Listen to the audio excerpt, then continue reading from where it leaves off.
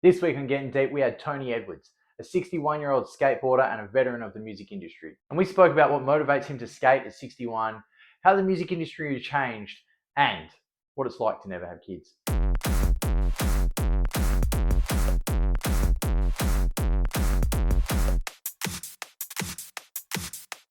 Tony Edwards, founder of Bowlscum WA and audio engineer that I knew a little bit about, but as I'm seeing in this room now, is quite bigger than I thought before. Thanks, mate. Nice to be here. So we were talking quickly before about Spotify. We were. So I'm gonna start there because Okay. I know that you won't use Spotify now Yep. at all because people get paid absolutely peanuts. Yeah. The big question I have about that thought process is, do you think that Spotify makes it easier for people that would have never been seen in the past to be seen now? No. No? Why not? Because I think it does, but I'm curious. Because there's something like, I forget what the stats are, but it's something like 18,000 new tracks released to Spotify every day. Yeah. So to actually cut through that noise and gain any kind of traction, you've still got to invest a considerable amount of money. Yeah. Which is basically what a record label would have done back in the day. Yeah. Which is what I did as when I worked for a record label. Yeah. That's exactly what I did and we had priority acts that we would make sure were successful, and we had other acts that were signed to the label that were probably never going to be successful, that were just tax write-offs. Oh. Because they never got the money invested in them. Yeah. So it hasn't really changed. The model was changed. Yeah. But the people getting rich off of it are still taking advantage of the artists, and the artists still aren't getting paid a fair go for what they do. So, because the way I look at it is that if you're a band in Australia, because I do this thing in my head all the time, it's like there's no one here. There's 26 million people in Australia, maybe 27. To get exposed, you have to go somewhere else. I know a few people, they go overseas, they get big because they're good enough to be big, but they just don't have enough people and they don't get their voice heard. But then again, they probably would have got their voice heard before. They didn't get it heard before, even though it was on other places then. Yeah. So you're saying pretty much it's the money of marketing it and getting them out there. That's the hard part. Yeah. 100%. I mean, anyone can. Yes, it's made it much easier for people to get music out there. Yeah. But you've still got to go through. You've still got to build an audience. You've still got to go through. Promotion channels. You've still got to pay for. Press coverage. You've still got to hire PR companies. Yeah. You've got to tour, which is expensive. Yeah. And all that takes money. Yeah. and there's just the amount of income that's coming back from that to actually make that sustainable is just getting slowly just eroded. Yeah, Well, it's been eroded over the last 10 years or so. Well, I suppose because no one's buying CDs, so there's like direct income from the artists if they're selling it there. Yeah.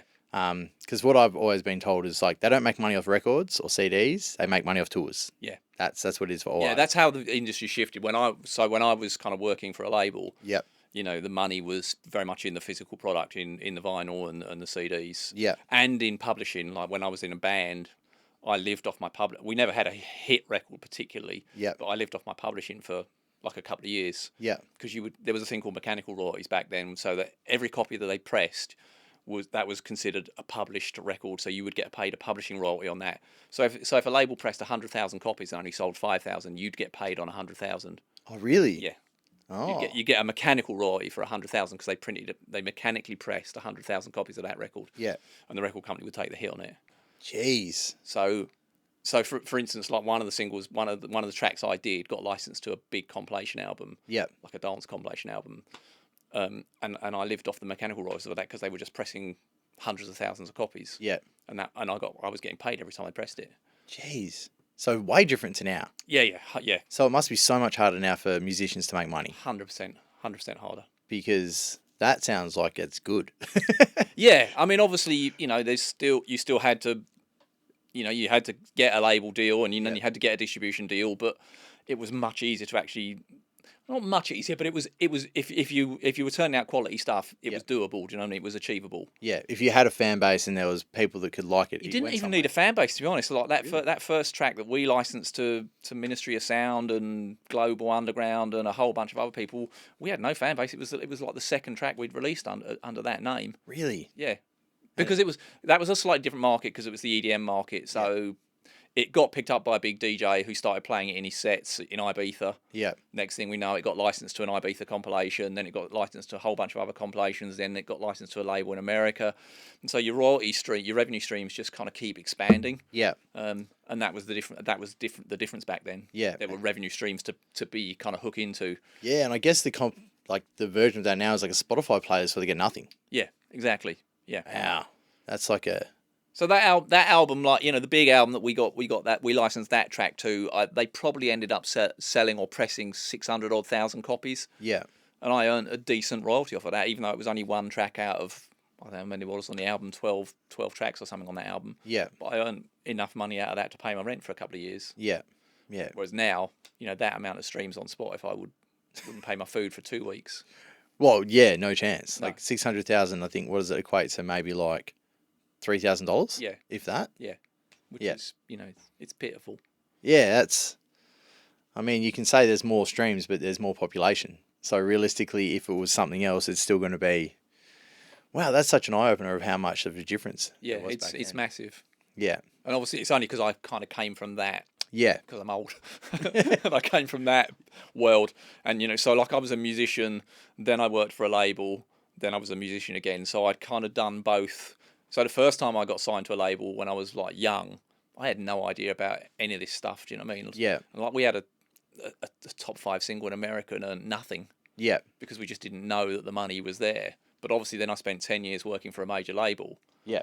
And then when I released the stuff the second time around, I knew exactly where the money was and how to chase it and where to get it. And you knew how to sign the contracts properly. Yeah, absolutely. Yeah, exactly. Yeah, you know, I mean, when you're young, I mean, we signed that first record deal against our lawyer's advice because you kind of go, I'm 22 and somebody's offering up and a record deal, you know, and he's going to take us on tour. And But he's even had a lawyer back then, which is crazy to think. I would have thought that, you know, if I was 20 in a band... the only reason that we had a lawyer was because the label paid for it. Oh. Yeah. So was that their way of, like, backing themselves? Yeah, that was their way of covering themselves. Yeah, and the lawyer advised us not to sign it, and we just went, "No, there's no one else offering us a deal. We're going to sign it anyway." Yeah. And then regretted it like 5 years later when we couldn't get out of the deal. You know, so Yeah. it's I love how they pay for a lawyer and the lawyer was like, this is bad. yeah, exactly. Yeah, it was kind of funny that he actually recommended we didn't sign it. Yeah. Well, at least you know that he wasn't dodgy on their side, I guess. No, true. Although we ended up in court with him as well. Oh, gee. What, he gave us bad advice? No, he. What happened was that they didn't pay the bill, if I remember rightly. They didn't pay the bill for the lawyer. Yep. And then it fell back on us, and I was on the dole at the time. I was on Centrelink because I was a musician, you know, and Yeah. that's how you survived back then. Yeah. I think so it's the same now. So I had no money, and this was like one of the top lawyers in London, one of the top music lawyers in London. So his Yep. bill was horrendous back then, like, you know, for someone who was on Centrelink. Yeah. So I couldn't pay it. So he took us to court. Jeez. Yeah. So, Imagine that. Gave you advice, you didn't take it. He's like, that's it. I'm going to try and take the Yeah. small amount of money you got. yeah, so he did. Yeah, he took us to court, and I ended up standing up in the court in London trying to defend myself. How'd that go? Not well. You don't win against the solicitor, do you, in court? You know you don't. I feel like it's pretty hard. Yeah, it was kind of funny because our manager was advising us all through this, and then like literally like the week before we were due in court, he was all the way up. He was like, yeah, don't worry, I'll come to court with you. Like, he was a rich, kind of very well educated Yep. dude, and we were like, oh, we'll be sweet, you know, the manager's coming. And then literally the week before we went, he goes, actually, I've got a holiday booked in Barbados. I'm not going to be there. So it was He knew how bad. It was He's just like, me and the guitarist in court. Yeah, just like, not a chance in hell. But I find it funny that he went for you instead of the record label, because wouldn't the record label actually have money to get? Yeah, but as far as we were concerned, we were his client. Yeah. You know, we'd gone to him with the contract. We'd hired him. Yeah. You know, with the label going, oh yeah, go there. You know, and we'll take care of it. So they kind of just pointed it and was like, deal Yeah, with that. yeah, they just kind of offloaded us over there. And I think the reason that probably happened was because obviously we went back to him after we'd seen him and said, oh, he's told us not to sign it, you know, Yeah. we want changes. And that caused a fair bit of friction, Yeah. understandably. So I think then they just kind of washed their hands of it and went, well, in that case, you know, Yeah. we're not paying for him if he's Yeah. advising you not to sign it. So, yeah, fun Jeez. times. That is a story on its own. Yeah, there's plenty of them, don't worry. You talk to any band that's been through the music industry, they'll have hundreds of those kinds of stories. Yeah, I've heard it sucks. Yeah, Like, yeah. I always wonder, I think I've looked at musicians and I'm like, how do you do this, and it's all love. Like you've got to love it. I think. Yeah. And that's the only reason anyone ever gets big is they've been broke forever, and then they get it, and then it works out. Yeah. I think from my experience working with bands, there's two kind of camps really. There's the people that are super passionate and just do it because they're passionate. You know, your Radioheads and those kind of people. Yep. You know, who are just true artists. And then you've got on the other hand, and I've worked with both these people. You've got your Spice Girls who are just factory machines, supremely driven to be successful. Yeah. Do you know what I mean? And it's you kind of see it now. There's people who will be successful. They'll anything. Do you know what I mean? There'll be reality TV. Yeah. There'll be an influencer. They just want to be successful / famous. Yeah. Do you know what I mean? Yeah. And they don't fall into the category of artists at all because they'll swap. You know. Well, because they've got no true internal thought process of going. They're just following whatever they can to get there. Yeah, exactly. It's like, you know, any opportunity that will give them that next step up the ladder, they'll jump on. Do you know what I mean? Yeah. And there's no integrity or artistic merit to it, and that's fine if that's what you want to do. Then it's funny how that they still get big music, like it's. Well, that's because record companies are very and managers particularly are very good at spotting people with that kind of drive. Okay. So because I've been around the industry so long now, like 30 plus years, I can spot how I spent a bit of time as an A&R scout for a label. So and I can see, and I've seen great bands, but you kind of know that they're never going to be successful. Yeah, because they're great, but they're just never. They don't have the drive. Yeah, they don't have that effort to do what needs to be done to get their stuff. And then you see people like the Spice Girls who you meet, and you kind of go, these girls will do whatever it takes to be successful. Yeah. So we can write the music, we can get producers in, we can get the marketing people in, we can get the stylists in, we can do all that stuff. Do you know what I mean? There's plenty of people out there you can hire to do that. And then they've just got to do. All we need is a vehicle for somebody to go and sell it. I mean, it's salesmen basically. It's kind of what they are, sales people. Yeah, you know, they will just go out and sell the product that you can't. You know, it's the same with the take that's and all those. I mean, obviously sometimes you'll get the talented person like the Gary Barlow's that will come out of that, and you kind of go, all right, they've actually got some genuine talent. But that's not what the record companies. The record companies and in their case, the management company put them together. You know, he was just looking for 5 boys, good-looking dudes that would. I don't know if you've ever seen. There's a hilarious clip of Take That on their very first ever Irish TV show where they literally just came on and started dancing like really crazily to some backing track. Oh no! It's just you just kind of go, yeah. The record company would have just gone. These guys have no problem making complete fools of themselves. Yeah, and so they're perfect. They'll do as they're told. They'll do whatever we tell them to do. Yeah, with no conscience or thought. Well, I guess it worked to a degree. Well, absolutely, and that history has been, that goes right back to the 50s in the record business. With your managers that had all those rock and roll teeny stars back then. The Billy Furies, and you can trace that lineage back all the way. Yeah, so it's not really anything new. Yeah, but it still happens now, obviously. Oh, I can imagine it happens worse now. That's why TikTok people are getting signed. Yeah, it's not because they've got anything artistic to say. It's just that they've already built an audience. Yeah, that the record companies and managers can leverage. Yeah, and because they're clearly just following whatever trend they can to get there. Yeah, and people, the business people that are pulling the strings behind that go, well, look, we know they've already got a platform there. If we just invest a bit of money in, we can put a single out. Let's polish it up a little bit, and they've got 500,000 followers on TikTok that'll buy that. They'll put a video out for it. It'll go viral. Boom. Such ridiculous. Cash registers. Ching. Oh, so one of the big reasons I wanted to get you on, is you're a skater at 60 still. Yeah, 61. 61. Yes. And anytime I hear someone, and I hear this a lot, is say, "Oh, I'm too old for that now."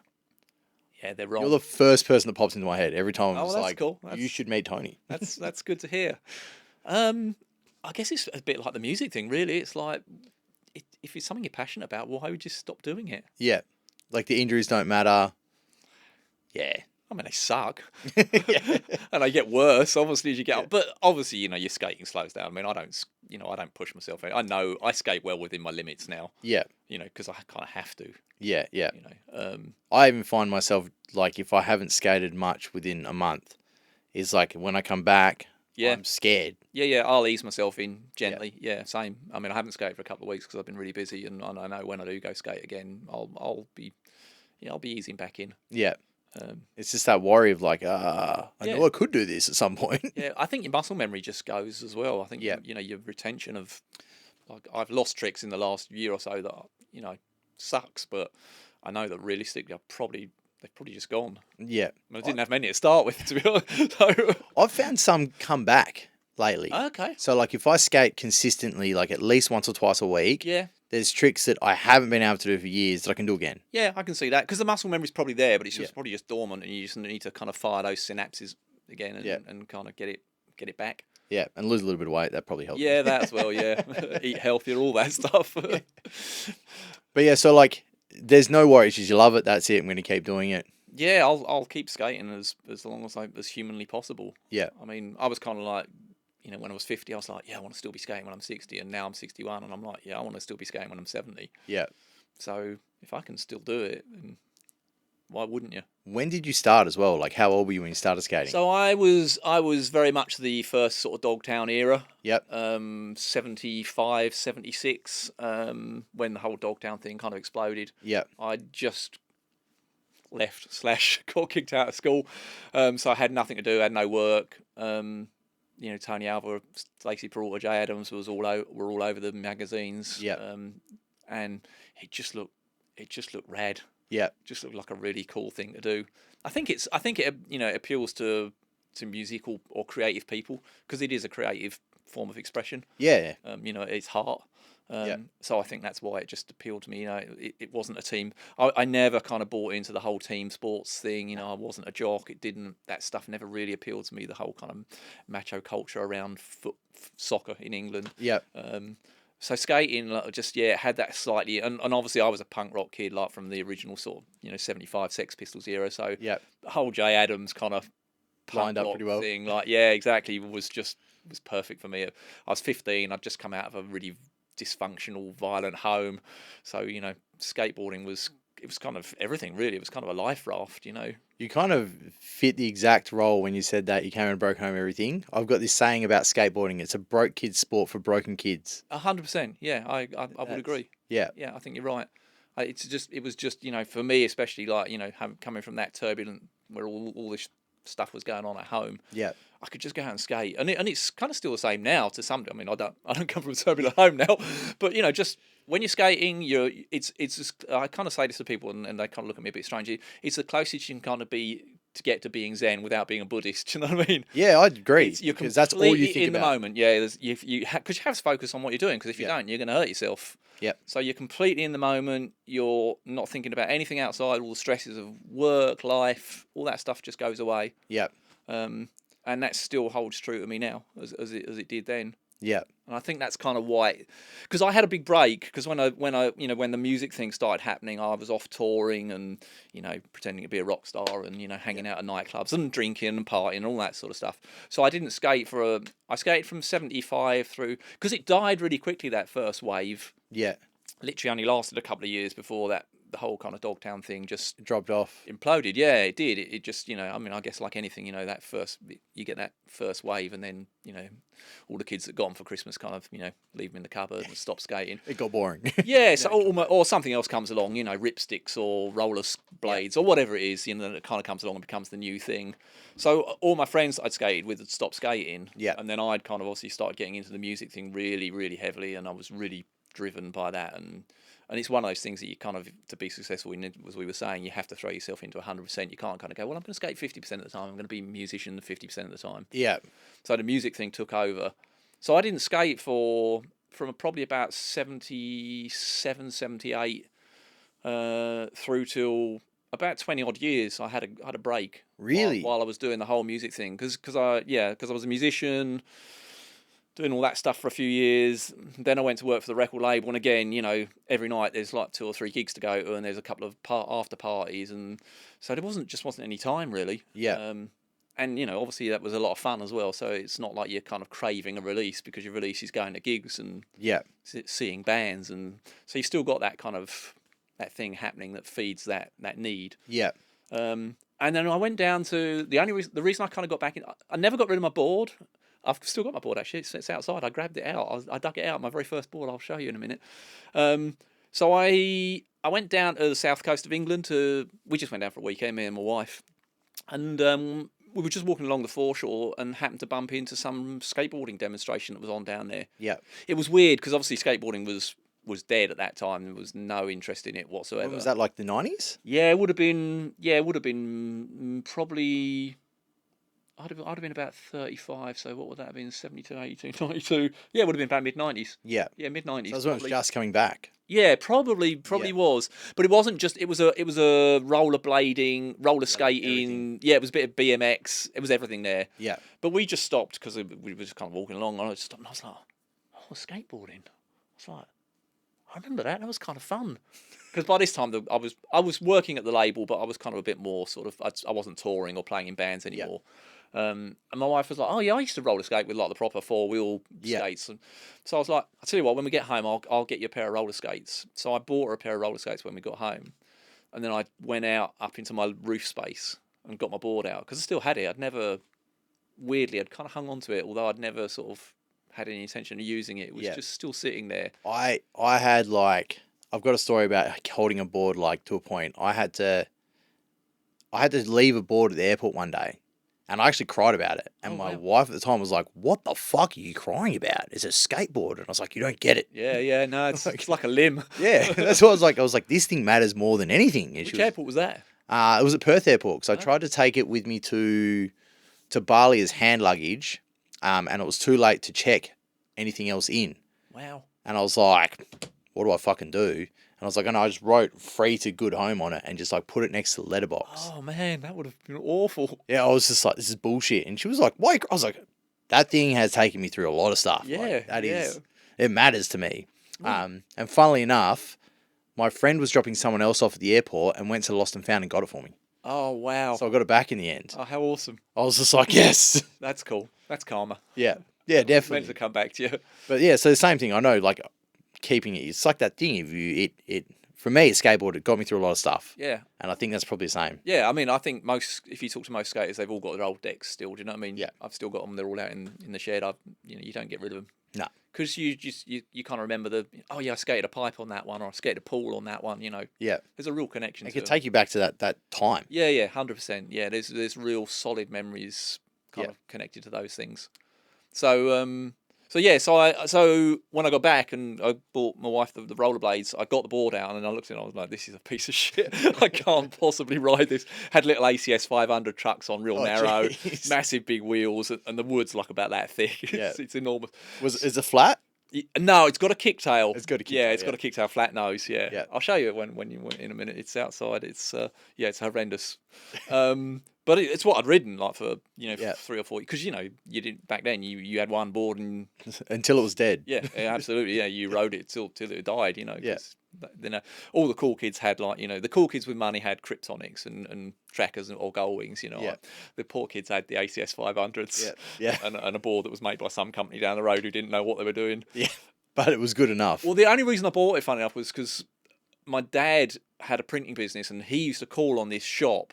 They weren't a skateboard shop, but the son got into skateboarding. They used to make wood products. I think they used to make furniture and stuff. Yeah. And then the son got into skateboarding, so of course they kind of saw an opportunity and went. So they built a ramp in their workshop out of wood. Yeah. And I desperately wanted to skate the ramp, and I'd got to know the son a little bit through kind of my dad. And he was like, "Oh, we're going to turn, they're going to turn the shop in. They're going to dedicate a bit of the shop, like a corner of the shop, into a skateboard shop." Jeez. So they started making skateboard decks. I had no idea what they were doing. Like you look at it now and you just kind of go, "What's that?" It's like about 50 ply.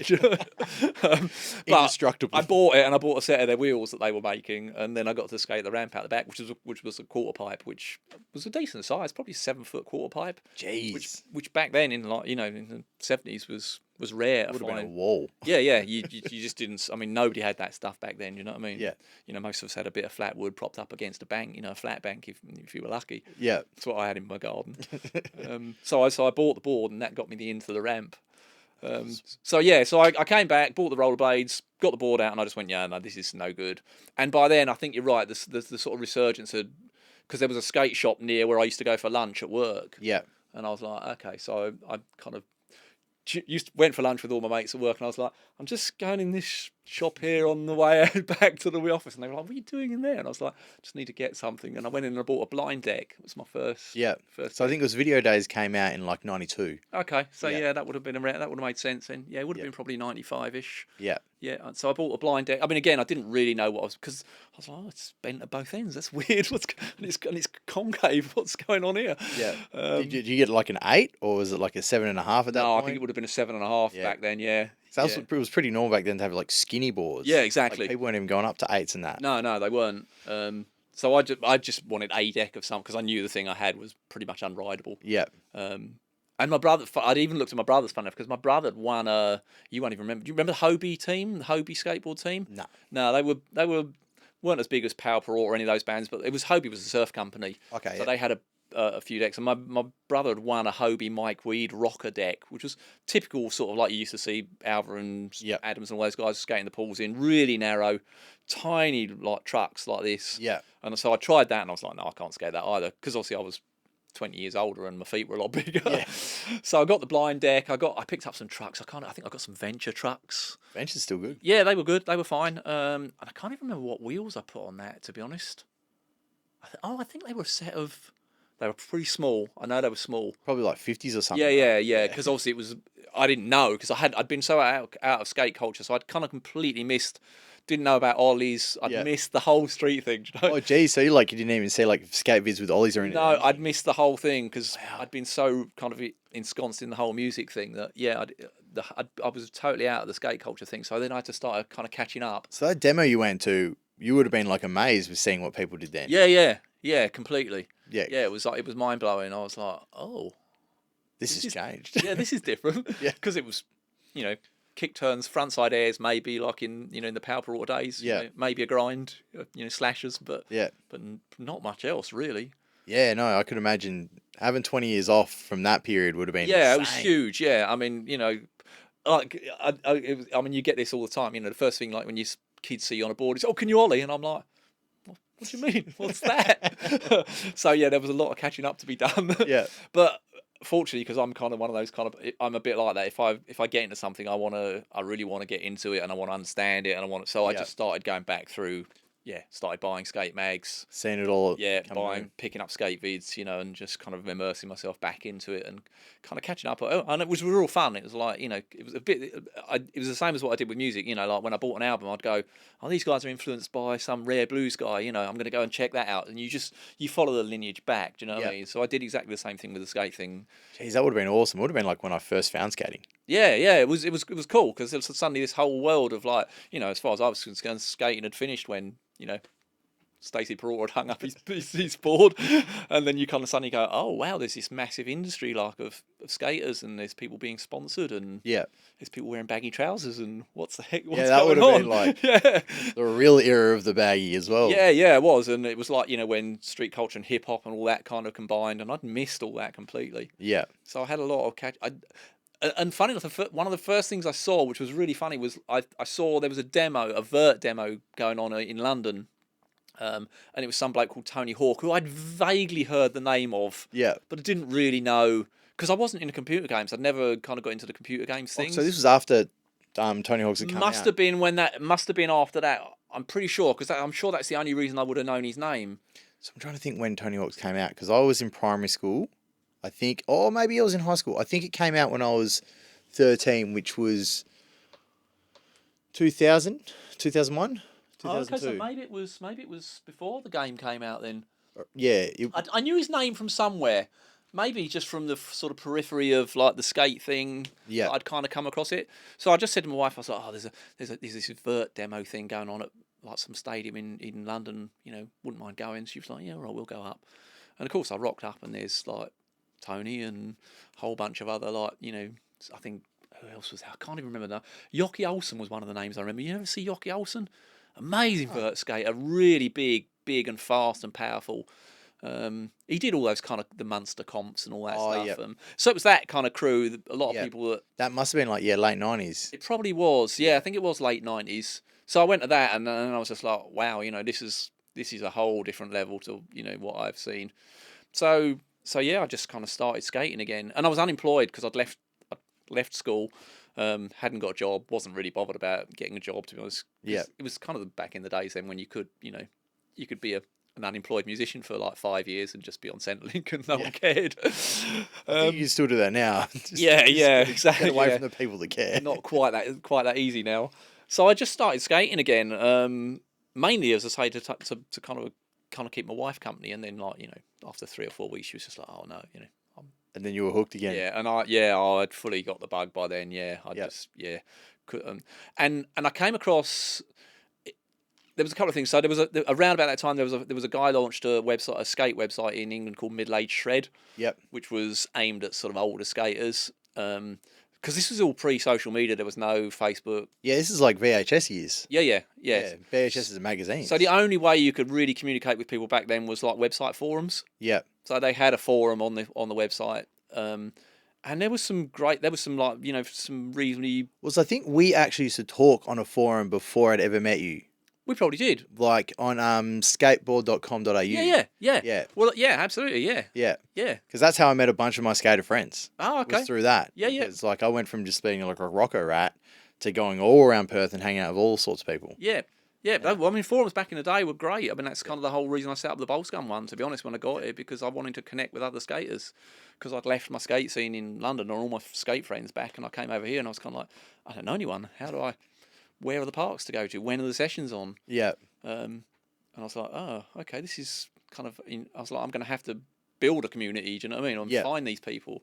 And to be honest, that was the whole reason that I started the Bowlscum website. Was literally just for me to find people to skate with, because I was Billy No Mates. Yeah. And it worked amazingly well. Yeah. Because when did you move to Perth? 2005. 2005. Okay. Yeah. Yeah.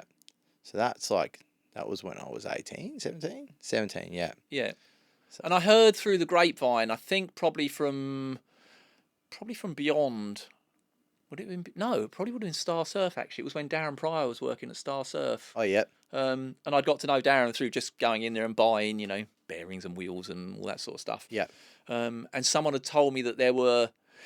Well, I heard the whispers first that they were building a bowl at Victoria Park. Yeah. Because there weren't really any bowls in Perth. No, that's time. the first proper bowl. Yeah, sure. There was kind of South Lake, Leisure Centre, and there was kind of there was transition around, but there wasn't really a proper bowl, I don't think, at that time. I can't think of an actual bowl. I can think of like parks. Yeah, there was clear. I'd skated like 3/4 bowls. I'd skated Bayswater. I'd come over on holiday first, and I'll tell you what. Actually, I actually met Elliot from Industrial at Boynup when I was on holiday. Here in 1999. I'd come over on holiday and brought my skateboard because it used to go everywhere with me at that point. And as we were just travelling around, I had a cousin down in Mandurah, so we were travelling backwards and forwards. And I'd looked up through skateparks.com because they used to have the skate park finder on there. Yep. And that was the reason I started on that website. Yeah, same. Yeah. Because I was sitting in England, kind of going, I'm going to go to Australia on holiday. Where are the parks, that I want to skate? And I'd found Boynup. Yeah. So I went to Boynup, and Elliot was there. And because Boynup would have been the first bowl then, right? I think it must have been one of the first. It would have to be, wouldn't it? I think it is.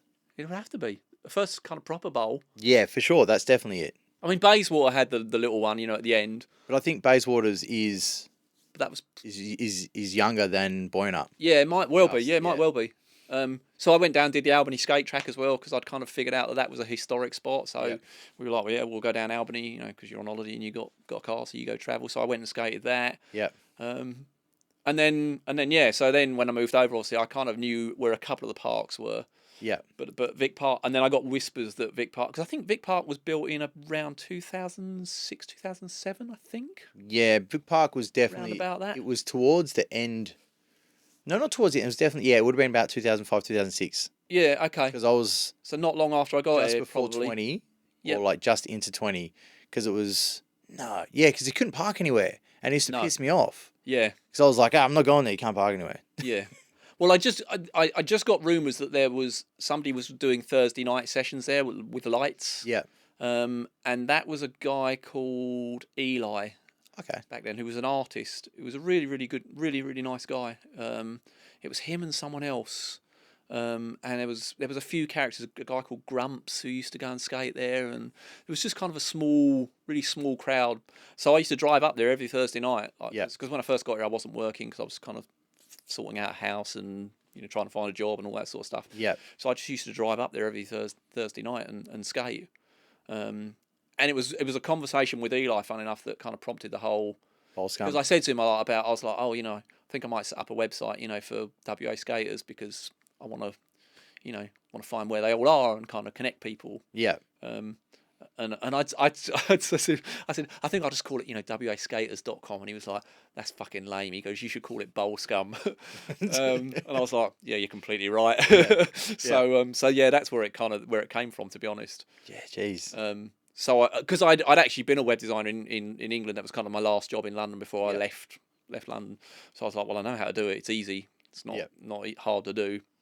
So I literally set up a forum, and launched it. And I don't even know. I think I might have printed some flyers, or it spread pretty quickly. To be honest, it was weird. It grew really fast. I think it was probably before you were. It was before me. Yeah. Yeah, it was before I'd met you. Yeah. Well, I met you and then didn't meet you again for like 2 or 3 years because Justin Mull it was him or was he the other guy, Nate?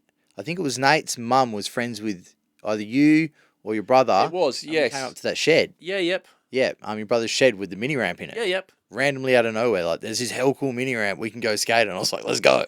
That's right, you did. Yeah, you came. Yeah, you did. That was down south of Mandurah. Yeah. Yeah, that's right. Yeah. My brother. Yeah, because those ramps we shipped over from England. I had them in a shed in England. Oh, really? So we shipped them over in a container. Yeah. Wow. Because we were like, they were skate lights. So I was like, there's no way I'm leaving them here. That stuff's expensive. Yeah. They're coming with us.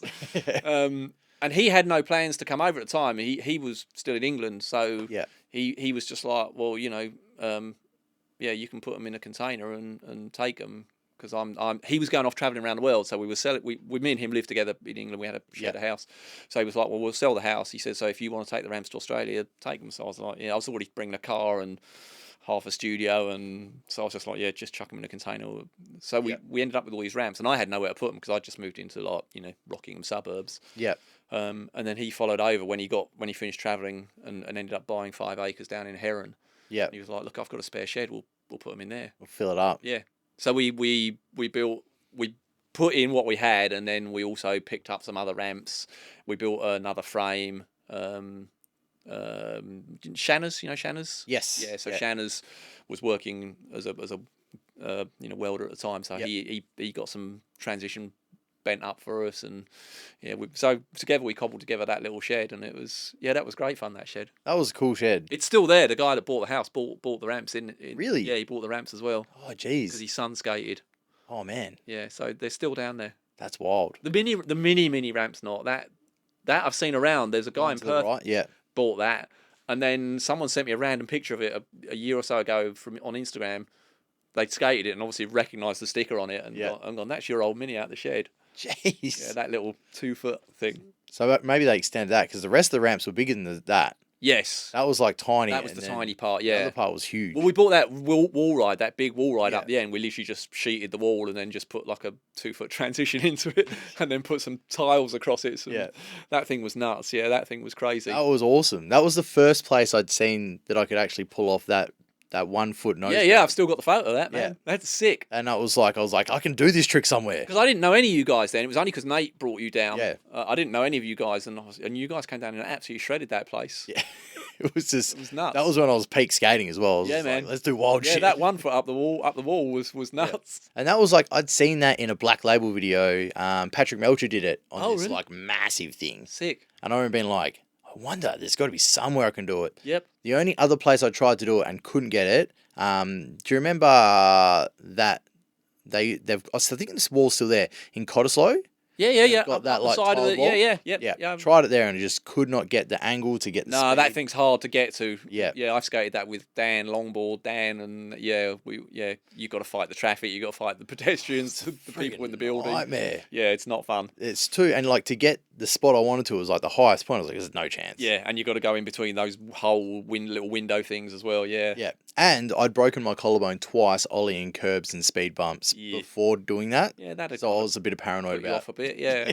You nailed it at the shed, man. That photo is sick. I've still got that photo. Yeah, that was a good day. And that's when Max Cavalli used to skate. He was a legend. He stopped for a very long time. He went off the rails, I think. Yeah. But I think he's come good. Oh, good. Okay, that's cool. Because he was the one that did I think he did the melon on it on the vert wall. Oh, okay. Yeah, yeah. Yeah. Was it there or was it the other side? I don't know. I can't remember. I've got a bunch of photos of some insane. There was someone was doing airwalks off that little extension. That was Max. Was it? Oh, okay. Yep. Yeah, yeah. Okay. Yeah. Yeah, that was pretty cool. Yeah, he was a freak. Him and my mate Shane Oakley, who I called Ugly. I don't think he came up that day. Okay. But them two were like these prodigies in Rocco when they were like 12. Wow. I remember seeing them two just ripping, and I was like, "What the fuck is Yeah, going on?" I remember that day because I remember going, "Wow, these guys are really good," and like I'd never seen them, and I don't think we ever skated again with them. I don't think I ever saw them around again. No, because I think he was about a year out, and then he stopped. Right. Okay. Yeah, because he got pretty much as soon as he got to like 19, 18, Yeah. that was it. Yeah. He was off. Because he would have only been 17 then. Yeah, yeah, he was young. Yeah. Yeah, yeah. You guys were all, I mean, everyone's young. Was younger Yeah. than me then. I was the old one. Yeah, you were. Yeah, you were the old fella then. But I was still older, so you were okay. Well, if you started skating again when you're 35, that's how old I am now. Yeah. So that's a bit of an eye opener to me. It's like that's when you realistically started skating the proper. Yeah, that's when I got really really. I mean, I loved it when I was younger, but obviously you kind of you got a million other things going on, and girls and you had partying and a massive break. That's Yeah, it was the worst thing I ever did, to be honest, because obviously I'd missed out on so much progression. but so you had the music world, so Yeah, I had fun. Look, I had great fun. Do you know what I mean? I'm not complaining, but had some amazing experiences. But yeah, obviously I missed. Never learned to ollie and still can't because it all just passed me by. So that's a funny thing I say to people. They're like, "Oh, like, skate flat," and I'm like, "Nah, man, I'm sticking to that because that doesn't hurt as much when you fall." yeah, it's true, to be honest. Yeah. Like you do a kickflip in your poo shoot, you're like, "Oh, Yeah, yeah. I mean, anything on the street really, because yeah. I mean, and again, I think having not grown up, but having skated transition, for so long, you learn how to fall. Do you know what I mean? Yeah. You learn how to knee slide out of stuff. Do you know what I mean? yeah, it's easier. You can get away with it unless you're really unco, Yeah. which I've done some pretty unco I stuff mean, on. you watch any of the street videos, you watch the slams in those things, they're just brutal. Yeah. There's no way I'm putting my 60-year-old body through that. I didn't want to put my 40-year-old body through it. I don't even want to put myself through it anymore. No, It's like, I'll do it exactly. every now and then, but I'm like, oh, why am I doing this? Yeah, yeah. I mean, I'm full of admiration for people that've got the balls to do it and the talent, because it's not easy. Do you know what I mean? No, skating street is wild. Yeah. Like I think about the stuff I used to do, and I just go fuck. Like, and I was heavy like as younger. Yeah. And there's do you know Subi double set by any chance? No, I don't think I do. So there was primary school and they had a three stair flat, three stair, and they put a massive railing across the top. And this guy called Henry went there one Friday afternoon and hacksawed the fucking railing completely off. And it was one of the biggest sessions I've seen in perf skating ever. Yep. It was like everyone knew that could skate that was open for the weekend. Window, yeah, yep. And then Monday was going to come and it was going to be a blowout. Yep. And for some reason the cops never turned up, which was insane. And Harry Clark switch flipped it for the folklore ad back in the day. Wow. And it was massive, but the landing was wood. So it was like wood planks. Yeah, so it was this double set and then it went to wood. And I busted a hole in the fucking wood trying to hippie jump it. So like I kind of blew out the spot for some people because they were scared. Yep. Because there was this plank Big of wood. hole This in big the hole in wood. it. And I was like, fuck, I'm sorry, guys. Yeah. Like, if you don't land this trick. Oh, damn. So I ended up hucking myself down this stair set until I got it. But I look at that and seeing the footage, I'm like, fuck. Wow. I was just sliding for like 3 or 4 meters on my back on this wood after it had like a hole in it. It's brutal. It's Yeah. yeah. I'm full of admiration for people that have got the nuts to do it, but yeah, it's No way I could do it now. no, same. It's funny because when I was in England, when I first started thinking about coming out to Australia to live after I'd been on holiday, and I was hanging out on skateboard.com. Yeah. I picked up Bangers and Trash, Oh, yep. yeah, which I've still got, the VHS. Yep. And they sent it to me in England, and it had Bayswater on. They had a whole bunch of Perth parks on there, Yep. and a bunch of the Perth faces. Obviously, I think was it Lee that used to work at Lee Johnson? Yeah, Lee Yep. was on there. I think Harry was on there. Yep. Nick Basseria, I think, was on there. So, who I obviously didn't know. They were just kind of like, I was just like, oh, this skater's in Perth, just like. Yeah. So, because I'd been through Skate Park Finder and I'd found Bayswater, and I was like, that's Bayswater, like, and I'm going to go there when I go on holiday. So, so that was like my that video, and I spoke to what was the guy's name that ran that site? skateboard.com. Yeah. Oh. I can't think of his name. I'd emailed him a couple of times and chatted to him, and he was cool. He was really really nice, because I was just some random dude from England who was asking him all these questions about skating in Australia. I spoke to him a couple of times. He was a really good dude. Yeah, he was. He was a real solid dude, and he sent me the video over, and that was kind of, and I was like, yeah, you know, I could see that obviously Australia had a really strong skateboarding. Because of the other thing that, because I'd got, after we skipped a bit, but I'll just kind of backtrack. So when I got back into skating in England, I found a church in South London that had been converted into a community project. Yeah. And they'd converted it into a skate park inside the church. Oh, that's awesome. And it was cool. It was in a town called Caterham, and the church was called Skaterham. Nice. And you could rent it for private sessions because it was a community project. So Yep. if you paid it wasn't much. So I started, in fact, I rented it for my 40th birthday and threw a birthday party in there for me and all my skate mates. Because if you went down on a normal night, it was scooters and bikes, and yeah, it was heaving and manic, but there was an 11-foot vert ramp in there. Jeez. Like, yeah, literally, like at the back of the church. Like, so as you were standing on top of the vert ramp, you were standing by all the stained glass, all the windows with all the freaking. Yeah, it was nuts. How is that? That should be in videos for sure, right? There probably is some video footage of it floating around. There's definitely some photos if you look around on. I feel like that should be like a perfect, like picturesque for like any vert skate vid. There should have been full parts done in that. Yeah, but vert was dead back then. Do you know what I mean? Like at that time, because you're talking again, late 90s, early 2000s. Street skating was really it. Yeah, there was. I mean, that vert ramp used to sit there untouched a lot of the time. Yeah. We would skate it when we'd hire the sessions. I mean, we couldn't skate it. I dropped in on it once and nearly killed myself. But we'd fakey backwards and forwards and maybe get a chink out of the coping if we were lucky. Yeah. So I started hiring that because I did the birthday party thing and it was really good fun and everybody had a good time. So I was just like, I'm going to do this now like every month. Yeah. So I just hired it every month and people would chuck in a £5 or whatever, or $5, and we just session it for like I think we could get about 3 hours or something for 70, 80 Jeez. dollars because it was a community run thing. Yeah. And we just run amok and For just an indoor church skate park. yeah, it was insane. It was insanely good fun. They had a massive, because again it was kind of built. I think the guys that ran it were sort of BMX dudes. Yeah. So up on the other side of the vert ramp, they had a flat bank that went up probably would have been 11-foot flat bank. Jeez. That rolled down into a quarter launch box. That then went into an 8-foot quarter pipe on the other side, and then occasionally they would take the top off of that and fill it with foam and turn it into a foam pit. Yeah. So it was just endless fun. That's awesome. Yeah, it was. It was just a nuts place. I've got loads of video footage of it, like from just filmed on little VHS cameras. Yeah. Just us like goofing around in there. Yeah.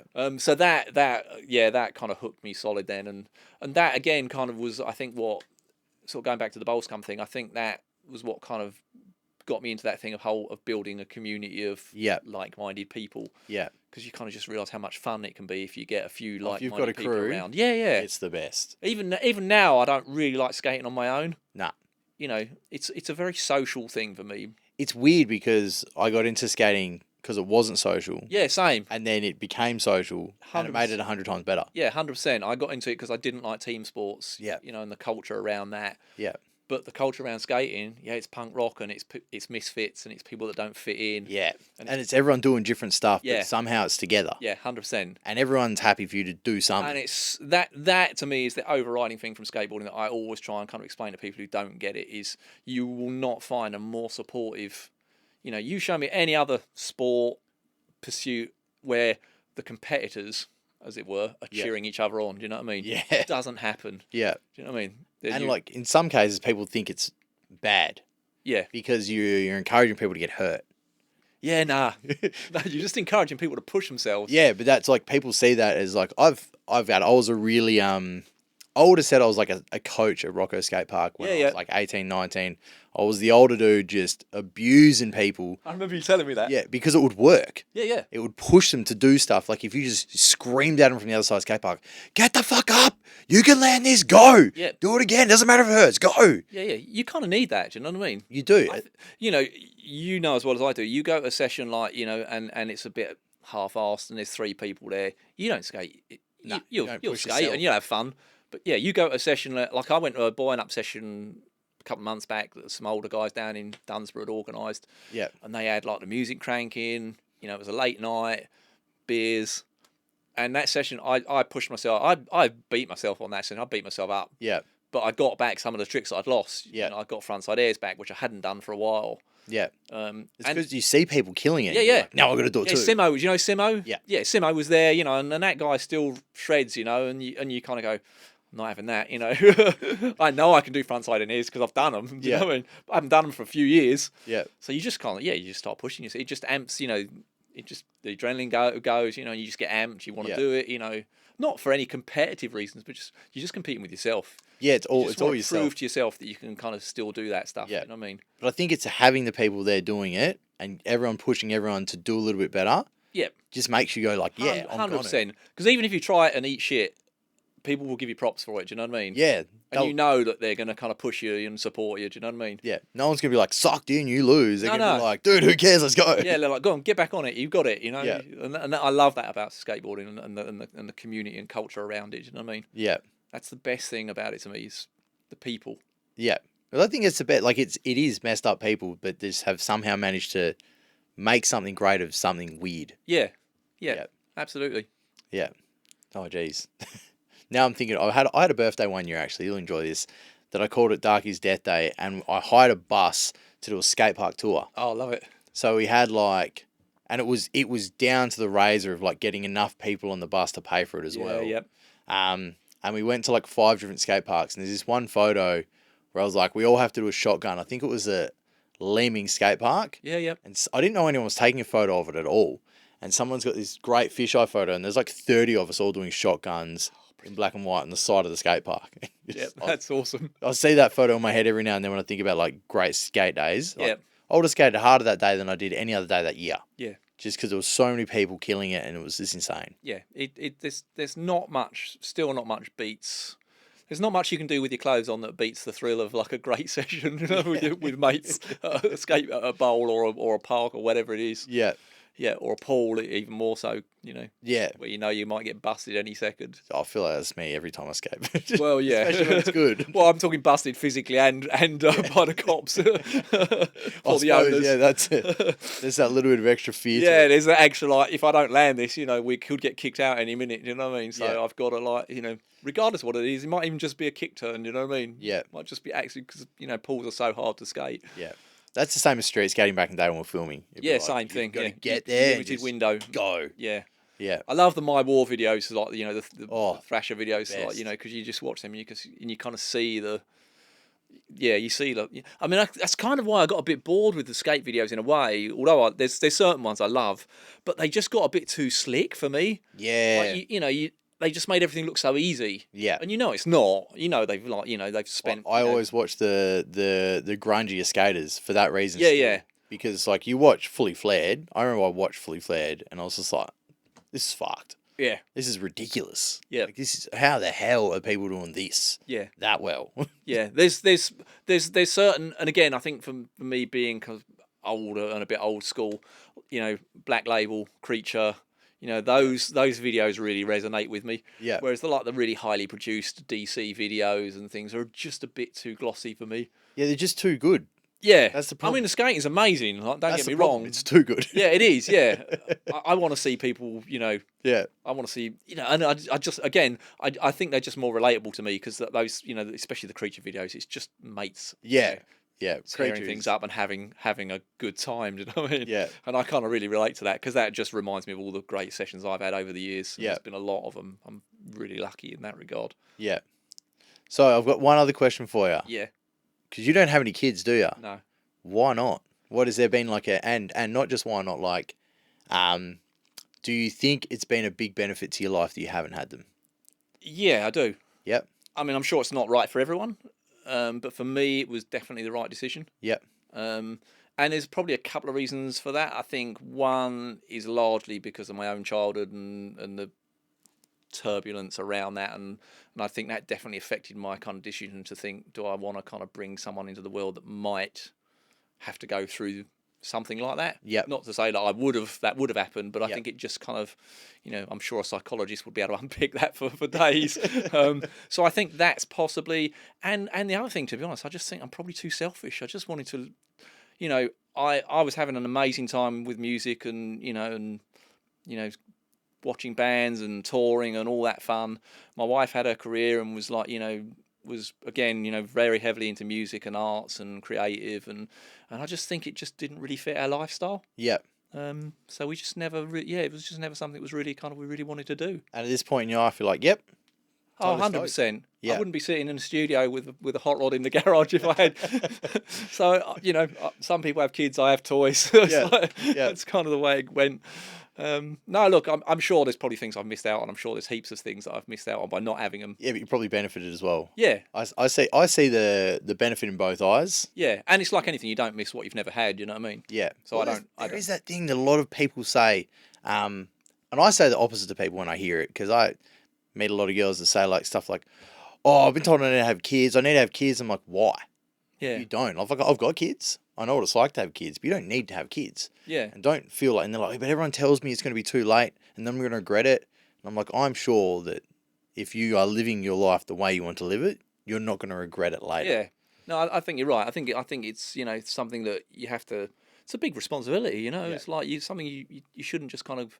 And there is. I mean, I got as soon as I got married, I was getting it from the family, like, oh, when am I going to be a grandparent? Well, wouldn't hold your breath, but you do. So there is like that societal kind of pressure to conform, and again, because I'm a punk rock kid. You know what I mean? As soon as I see that coming, I'm just like, well, I'm sorry, but I'm going that way, because I still have that because I grew up in a really religious household. Yeah, that was kind of partly where the whole turmoil thing came from. Yeah, because one of my parents was super religious and the other one wasn't.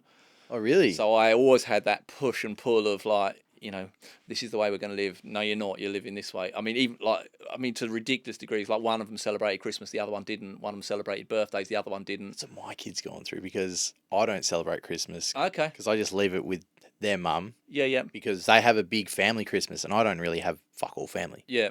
So I was like, you have Christmas. Yeah. Like, there's no point in us fighting over Christmas every year. Yep. So I made up my own little holiday that we have, and in January we have Chila Kazuku. Oh, that's cool. And I'm like, we've just got this our little fun thing every year. It's like we set some goals, we do stuff. See, I think that's awesome, because again, you're kind of creating your own. Again, it's the punk rock kid in me again. You start shoving Christmas cards and Christmas food down my neck in October, and I'll be just like, no, do you know what I mean? Yeah. No, just no. I'm the same. Christmas has been like, I've never loved it. Yeah. I've never had this love for it. I go like.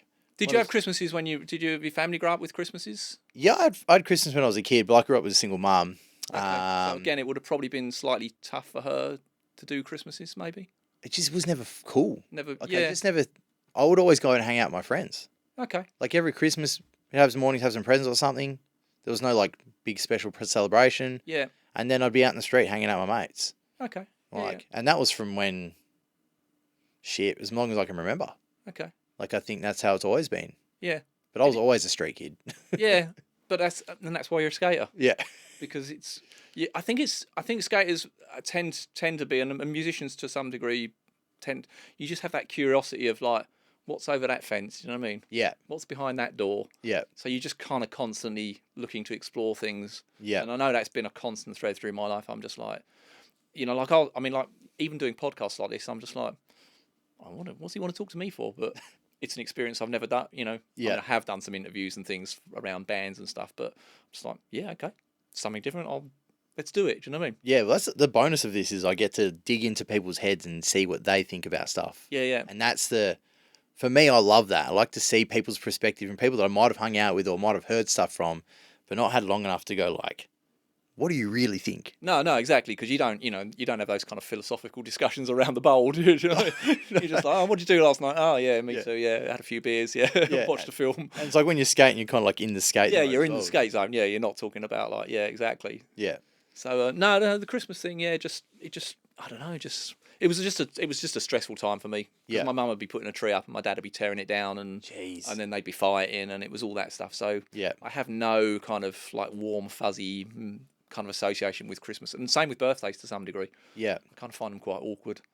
Birthdays are a weird one. So I've got this philosophy on birthdays for myself, that it's the only day of the year that I can deliberately make great for myself. Yeah. Because if I expect anyone else to do anything about it, I'm going to be disappointed. Yep. And I try and teach my kids that, because my ex, like, I know a lot of people. One of my producer mate I was talking about earlier hates his fucking birthday. Keeps it a secret every year. Like, I know when it is. Yeah. but he will like not speak to you on that day. He won't speak to anyone. He'll sit at his house all day by himself. He hates it. And I'm like, dude, it's the only day you can choose to do whatever you want. But he hates it. But I guess playing devil's advocate, You're the same as that. yeah, a little bit. But I think you can choose to make any day great for yourself. I agree. Yeah.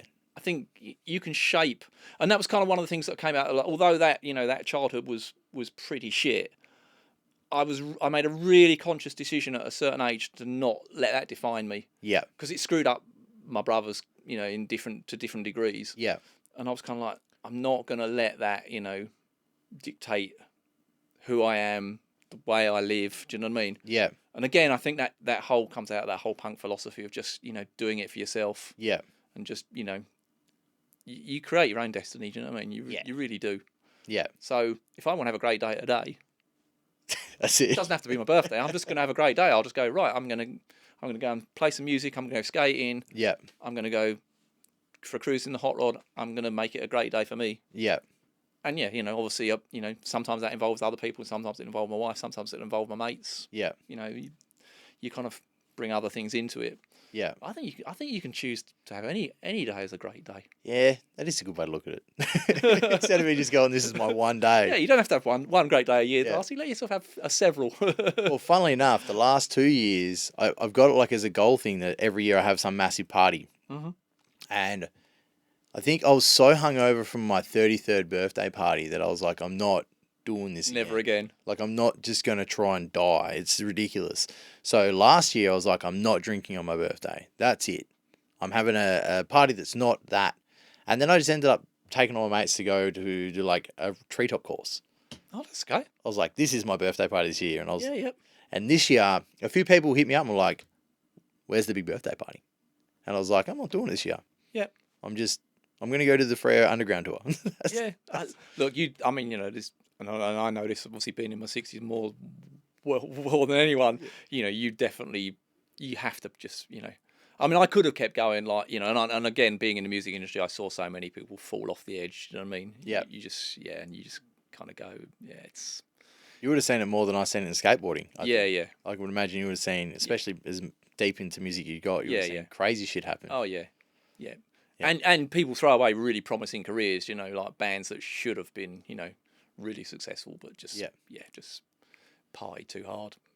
I've seen that with skaters, and it used to kill me. Yeah, So like, same. You talented. see really talented skaters, and fun enough, it's usually the really talented people that you'll see. And again, it's kind of like what we were saying earlier about there's artists that make it that you kind of go, how the hell did they make it? They're not talented. The work. It's because they work hard, and then you get the people who are super talented and it's a natural ability, and they don't have to work for it. It's just there. Yeah. And they take it for granted. Yeah. And it's the same with skaters. You're right. Yeah, you see it. You kind of go, that dude should have been like as big as. Oh, there's so many of them. Yeah. I swear Rockingham used to breed these freaks. Yeah. Like, they were just ridiculous. And I think that's probably, I mean, obviously Rocco has has had over the years a bad rep, and I think it's true that those kind of environments breed, yeah. breed diamonds. Yeah. Hard times. Yeah. Yeah. I think there's definitely an element of that. Yeah, I agree for sure. Well, I reckon I've probably asked you all the best questions I can. So we'll wrap it up here, right? Cool. Yeah. No worries, mate. Thank you very, very much. No, thanks for the chat.